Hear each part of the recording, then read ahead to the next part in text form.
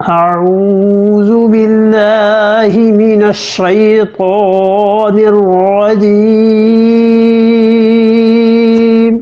بسم الله الرحمن الرحيم ومن يكسب خطيئة أو إثما ثم يرم به بريئا فقد احتمل بهتانا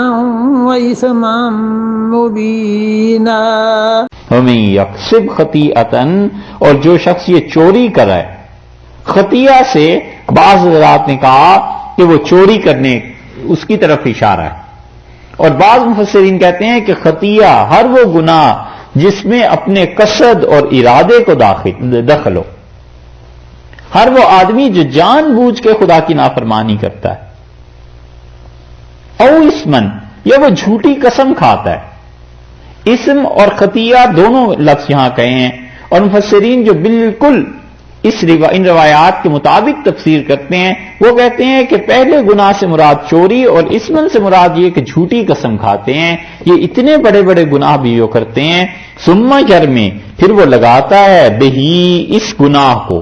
ہی کی ضمیر اس اسم اور خطیہ کی طرف لوٹ رہی ہے نا، ثم یرمی، پھر وہ لگاتا ہے رمی، رمی کہتے ہیں نا مارنے کو، پتھر مارنے کو، پھینکنے کو، ثم یرمی بہ بریئا، پھر اس کے بعد وہ اس کو لگاتا ہے اس گناہ کو کسی کے ذمے، کس کو؟ بریئا، جو بے گناہ ہے، بے گناہ کو وہ گناہ گار بناتا ہے، بے گناہ انسان پر تہمت لگاتا ہے، فقد احتمل بہتانا، اس نے تو بہت بڑا طوفان اٹھا دیا، واسما مبینا، اور اس نے بہت بڑا گناہ کیا۔ جو آدمی ایسی حرکت کرتا ہے کہ اس کے ذمے گناہ ڈال دے جس نے نہیں کیا، فقد احتمل بہتانا، اور اس نے کیا کیا؟ بہت بڑا طوفان اٹھایا ہے، واسم مبینہ، بہت بڑا گناہ، صاف واضح گناہ اس نے اپنے ذمے لے لیا۔ یہاں اب بات آئی نا حقوق العباد کی، تو وہی اللہ جو مغفرت اور رحمت کی طرف بلا رہا ہے وہ کہتا ہے خبردار یہ کام نہ کرنا،